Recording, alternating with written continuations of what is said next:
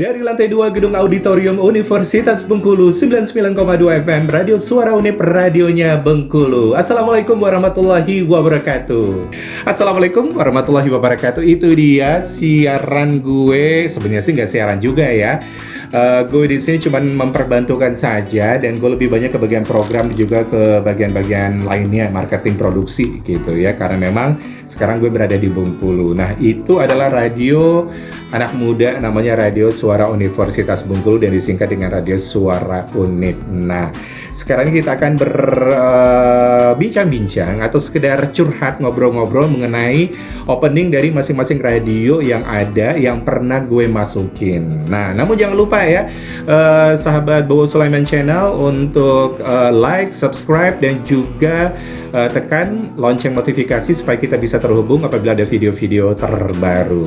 Buat para pendengar radio dimanapun berada, pasti sering mendengarkan penyiar menyebutkan opening atau call ID station gitu ya, mengenai radio yang bersangkutan, gelombangnya, alamatnya di mana, itu ketika memulai siaran. Dan itu yang gue alami selama lebih kurang 25 tahun gue bekerja di radio. Bayangin aja, setiap berpindah radio, satu radio ke radio yang lain itu harus di brainwash, harus disesuaikan dengan karakteristik radio yang bersangkutan, karena kan pasti setiap radio mempunyai karakteristik yang berbeda. Bahkan ketika masuk, sang program director sudah menginformasikan radio ini harus kayak gini, cara ngomongnya harus kayak gini, tone-nya harus seperti ini, kemudian tidak boleh terlalu cheer up misalnya, tidak boleh terlalu anak muda, dan masih banyak lagi. Semuanya pasti punya stylenya yang berbeda-beda. Nah, pertama kali gue siaran di radio itu kan tahun 91 ketika masuk di radio kampus di IKI Padang waktu itu, namanya Kiara FM. Nah, di sanalah gue mulai berkenalan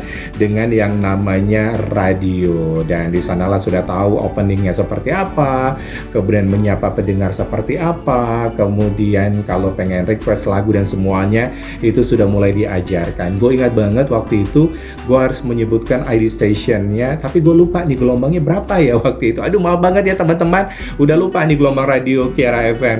Yang gue ingat, gue harus sebutin dari gedung FPTK IKI Padang FM Kiara FM gitu ya. Nama panggilannya untuk pendengarnya waktu itu gue ingat banget, Intelektual Muda. Dan dari Kiara tersebutlah mulai terbuka karir gue di dunia radio, karena ada radio anak muda baru yang dibuka di Kota Padang di tahun 93, namanya adalah Susi FM atau Suara Singgalang. Nah, tempatnya di Gor Agus Salim, di kompleksnya ya, di sana ada gedungnya dibangun. Nah, gue ingat banget di sana itu gue harus belajar bagaimana cara membuka siaran ID stationnya.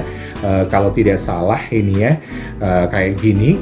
Dari Jalan Kompleks Gor Agus Salim 99,1 Susi FM, radionya orang Padang. Nah, seperti itu.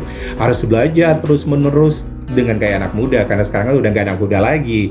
Dan dulu gelombangnya nggak 99,1 FM ya, udah beberapa kali karena frekuensinya berubah, jadi akhirnya sekarang udah 99,1 FM, dan sekarang sudah nggak di Gor Agus Salim lagi, sudah berganti ke kantornya Singgalang kalau nggak salah ya, koran Singgalang. Kemudian dari Padang gue hijrahlah ke Jakarta. Gue pernah selama beberapa bulan di Dakta FM Bekasi, dan kemudian gue lanjut, ini dia karir radio gue terus berlanjut sampai ke RRI Pro 2 FM. RRI Pro 2 FM zaman dulu beda ya sama sekarang. Zaman dulu RRI Pro 2 FM itu diserahkan manajemennya oleh pihak swasta, dan akhirnya dikelola oleh swasta, menjadi radio yang sangat terkenal banget di zamannya. Mungkin di tahun 96 menuju ke tahun 2000-an itu radio RRI Pro 2 FM termasuk salah satu radio dewasa gitu ya, dewasa muda yang sangat disegani juga oleh radio-radio yang ada di Jakarta di zaman itu. Dan gue ingat banget, gue harus menghafal berkali-kali gitu, jangan sampai salah untuk opening siarannya gitu kan. Kalau ini gue masih inget nih, dari Jalan Medan Merdeka Barat 4 dan 5 Jakarta 105,1 RRI Pro 2 FM. Nah, ingat banget kalau yang satu ini. Jadi itu adalah untuk opening siaran RRI Pro 2 FM. Oke, dan nama panggilannya Mitra Pro 2 ya kalau nggak salah. Dan itu di sana gue masih ingat gimana gue mulai bersiaran dan berkarir, bertemu dengan banyak orang, artis-artis yang memulai karirnya dan terus berkembang sampai sekarang.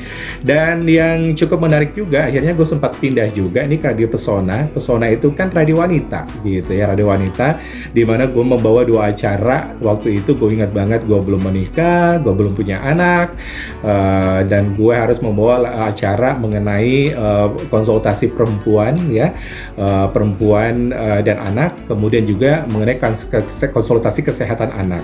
Gue ingat banget waktu itu untuk masalah psikologi perempuan ini, gue berhadapan langsung dengan psikolog Mbak Nuka Arafah dan juga dengan dokter anaknya, Dokter Karelsta. Nah, gue ingat banget tadi Pesona FM ini memang membentuk karakter yang berbeda karena kan kita kan harus menyapa ibu-ibu perempuan yang ada di luar sana, sehingga karakter gue pun berubah lagi. Dan gue harus openingnya itu kalau nggak salah ini ya, mudah-mudahan saja benar. Oke. Dari Jalan Perdana 1 nomor 10 Petukangan Selatan 103,8 Pesona FM Citra Wanita Jakarta. Wah, itu agak-agak ini sedikit ya, agak-agak dewasa. Dan itulah 103,8 FM, salah satu gelombang yang tetap dikenang sampai sekarang. Dan salah satu gelombang radio yang membuat gue banyak belajar juga. Dari sana gue belajar yang namanya menjadi produser, menjadi scriptwriter, menjadi marketing, kemudian penyiar juga. Walaupun waktu itu gue ingat gue cuma siaran part-time aja.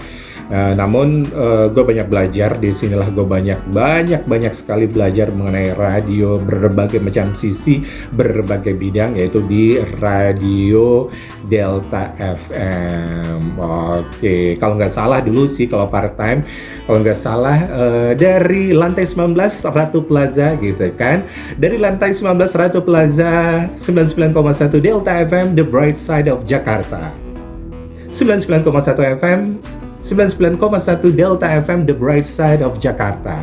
Kalau nggak salah seperti itu. Dan dari sanalah terus berkembang sampai sekarang. Dan gue banyak membantu radio-radio di daerah, termasuk juga di Batam, di Tanjung Pinang, dan sekarang gue pulang ke Bengkulu. Jadi memang bisa dibilang banyak sekali hal-hal yang menarik ketika gue pindah dari satu radio ke radio yang lain, yaitu pengalaman dan juga bagaimana gue bisa membrainwash otak gue supaya bisa di-switch dari radio yang sebelumnya ke radio yang baru ini, dan itu bukan perkara yang mudah.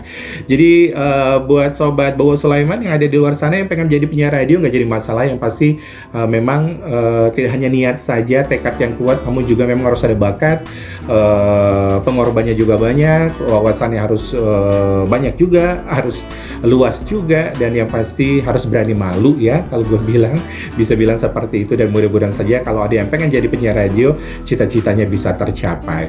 Oke, itu dia Curhat Hamba Radio di kali ini. Ini bercerita mengenai bagaimana opening siaran gue waktu siaran radio. Walaupun juga gue lupa kalau radio yang udah gue masukin itu ada 10 lebih. Jadi masing-masing mempunyai opening yang berbeda. Bayangin aja 10 lebih itu gue harus bertukar-tukar karakter yang berbeda-beda. Dan namun itulah yang harus dikuasai oleh penyiar. Penyiar harus bisa membedakan satu radio yang lain sesuai dengan positioning mereka. Oke, jangan lupa sekali lagi gue minta like, kemudian subscribe, dan juga tekan lonceng notifikasi supaya kita bisa terhubung di video-video selanjutnya. Oke, Curhat Hamba Radio sampai di sini dulu. Terima kasih atas atensinya. Mohon maaf apabila ada salah-salah kata. Kita jumpa lagi dalam kesempatan. Assalamualaikum warahmatullahi wabarakatuh. Bye-bye.